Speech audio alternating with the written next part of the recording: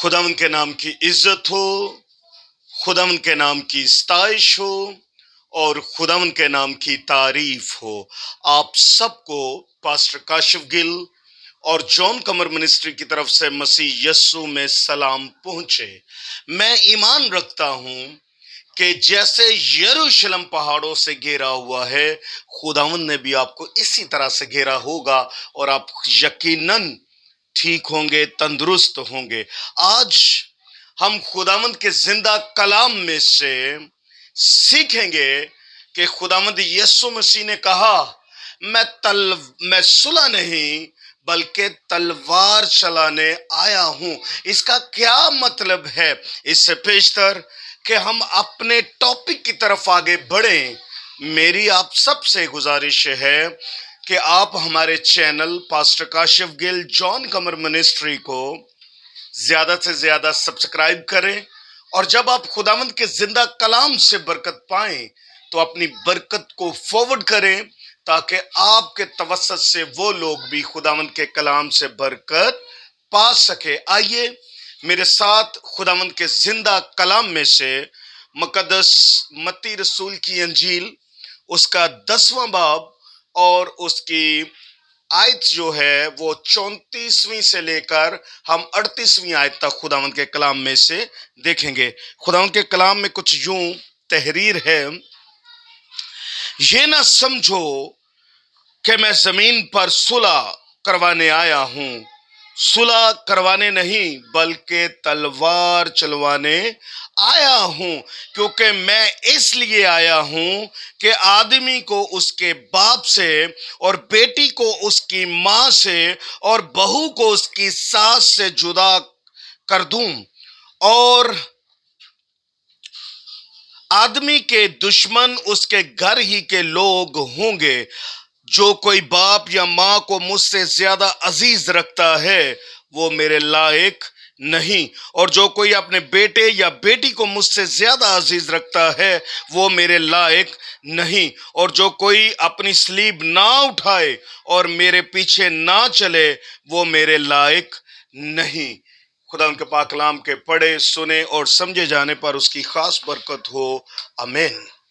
हमने खुदावंद के कलाम में से देखा कि मसीह यस्सु के अल्फाज जो हैं, उन्होंने कहा कि मैं दुनिया में इसलिए आया हूं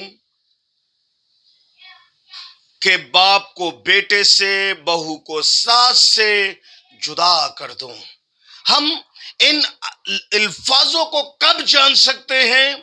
जब रूहुल कुद्दस की अनाइंटिंग, रूहुल कुद्दस का गहरा मस्सा हम पे ठहरता है तो फिर हम जिंदा खुदा के कलाम को भी समझ सकते हैं। आज दुनिया का सबसे बड़ा मसला जो है वो ये है कि मेरे दादाजी जो हैं वो हिंदू थे, मेरा बाप भी हिंदू है, उसका बाप भी हिंदू है, अब मेरा बेटा भी हिंदू ही होगा, क्योंकि हम अपने मजहब को बाय पेरेंट्स ही अडॉप्ट करते चले आ रहे हैं। इसीलिए खुदावंद यीशु मसीह के अल्फाज खुदा के कलाम में लिखा है, जमीन और आसमान टल जाएंगे लेकिन तेरे मुंह की बातें हरगिज ना टलेंगी। उसने कहा मैं आदमी को उसके बाप से जुदा करने आया हूं।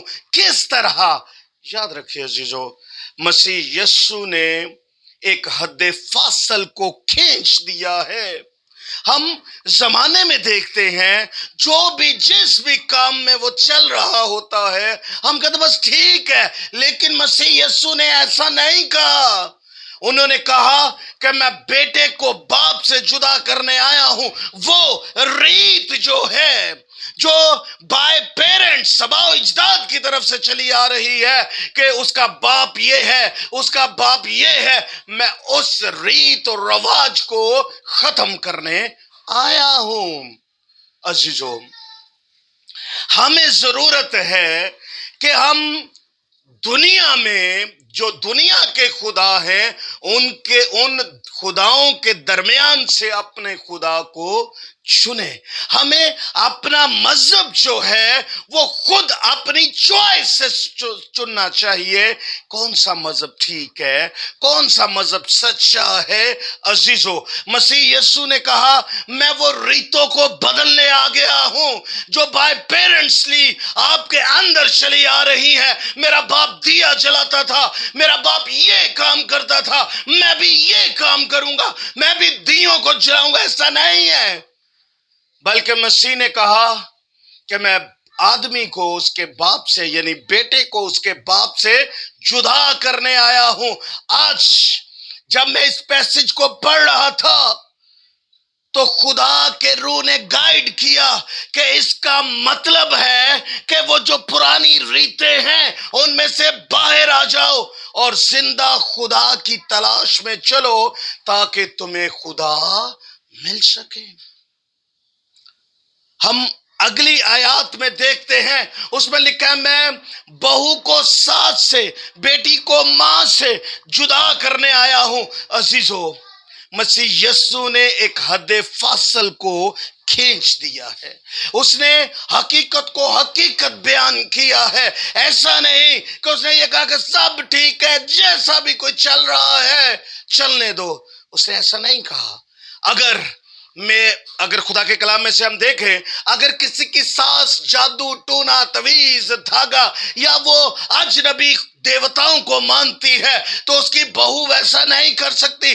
اس لیے مسیح نے کہا کہ میں ساس کو بہو سے جدا کر دوں گا. یعنی میں اپنے کلام کے وسیلے سے وہ جو لوگ خدا کے آئین پر چلتے ہیں، وہ لوگ جو خدا کے قوانین پر چلتے ہیں، میں ان کو جدا کر دوں گا. اور جو لفظ تلوار کا مطلب ہے، جب میں عبرانیوں کے خط میں جاتا ہوں، خداوند کے کلام میں لکھا ہے، بڑی خوبصورتی سے بیان ہے کہ خدا کا کلام دو دھاری تلوار ہے، وہ بند بند اور گودے گودے میں سے ہو کر گزر جاتا ہے.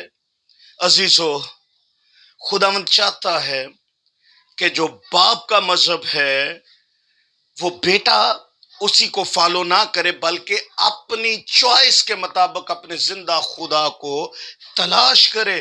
خدا ان کے کلام میں لکھا ہے جب تم میرے نزدیک آتے ہو تو میں بھی تمہارے نزدیک آ جاتا ہوں.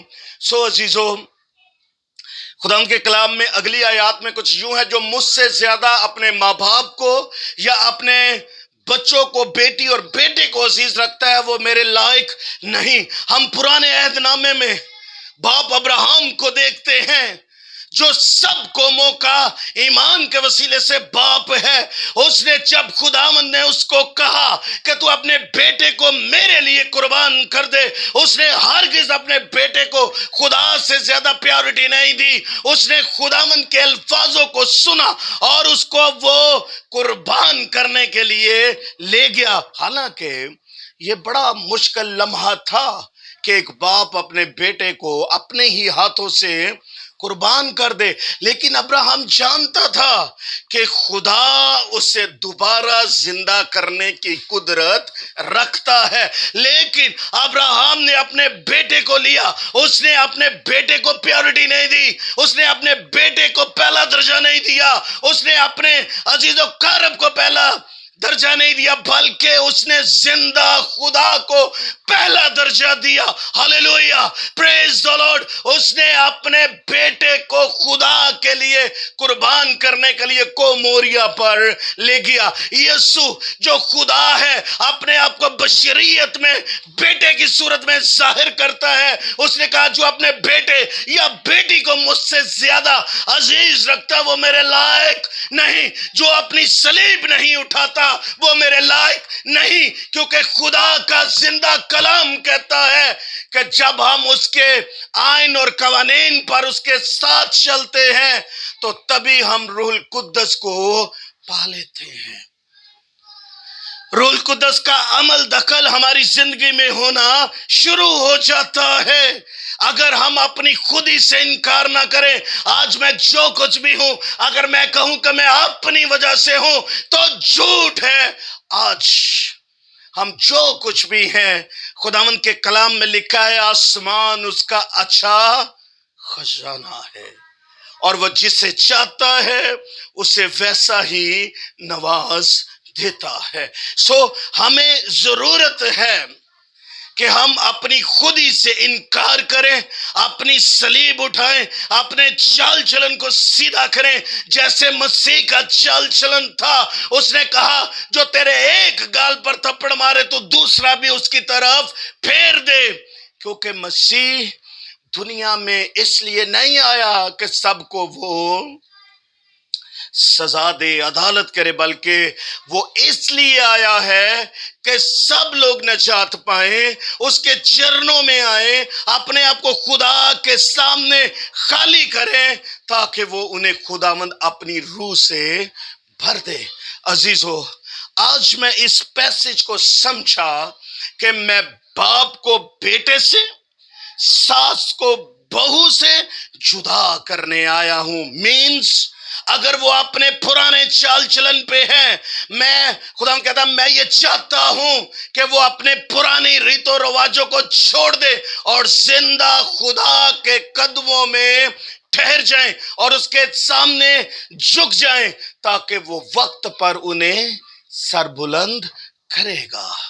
یرمیہ کو خداوند نے کہا کہ تو اور گہرے میں چلا، تو خداوند نے کہا میں اپنا منہ کھول، میں تیرے منہ کو اپنے کلام سے بھر دوں گا۔ عزیزو، اگر آپ بھی چاہتے ہیں کہ خدا کا زندہ کلام آپ کے ساتھ رہے، آپ کے ساتھ چلے، آپ کے ساتھ رہے، اور اس کے لیے آپ کو اپنی خودی سے انکار کرنا ہے، اس کے لیے آپ کو اپنی ریتی رواجوں کو چھوڑنا ہے، اس میں آپ نے اپنے باپ کے اور ماں کے جو مذہب چلے آ رہے ہیں، آپ نے خود اپنے زندہ خدا کو اس میں سے تلاش کرنا ہے۔ سو آج کا کلام خداوند آپ کی زندگی میں 100 گنا پھل لے کر آئے۔ God bless you all.